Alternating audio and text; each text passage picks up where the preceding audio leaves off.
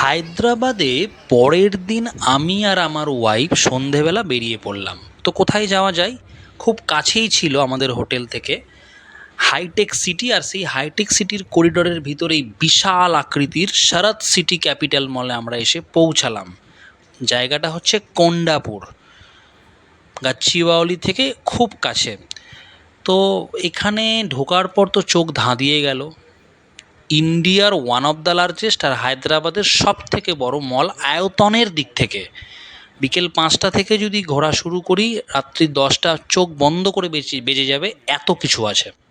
400-র উপর ইন্টারন্যাশনাল ব্র্যান্ডসের বিভিন্ন রকমের আউটলেটস আছে, কি নেই! নাইট ক্লাব থেকে শুরু করে, পাব থেকে শুরু করে, ইন্টারন্যাশনাল ব্র্যান্ডসের দোকান থেকে শুরু করে, হ্যাঁ, গেম জোন থেকে শুরু করে সব কিছু, Shoppers Stop, Zudio, Bata, Reebok, Forever, Mia by Tanishq, Libas, so many brand.